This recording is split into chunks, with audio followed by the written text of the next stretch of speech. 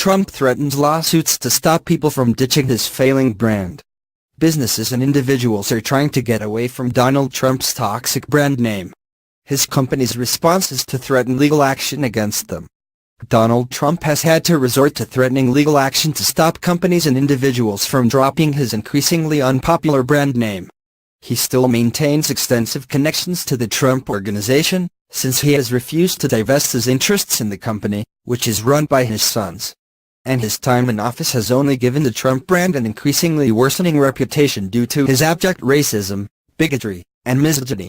In addition to the negative attention, it has also meant financial losses, because few want to be associated with his toxic name. There is a growing belief among investors in some locales that the Trump brand has turned from an asset to a liability, The Washington Post reported.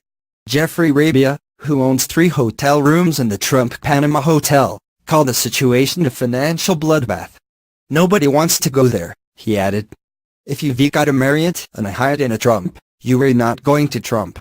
Rabia said the Trump property is performing worse than the rest of the overall Panamanian market.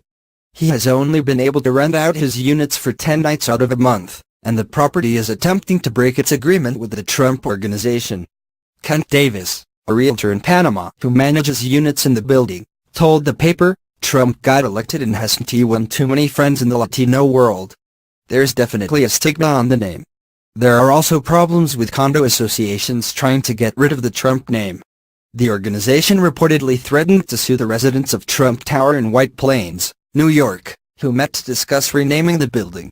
The Trump attorney attended the condo board meeting and reportedly told residents that the Trump Organization would not sit idly by, and would resist efforts to rename the building.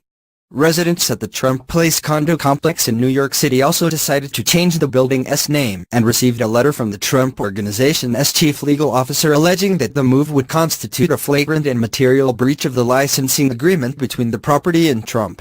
If the residents went ahead with the renaming, the letter warned, Trump would have no choice but to commence appropriate legal proceedings.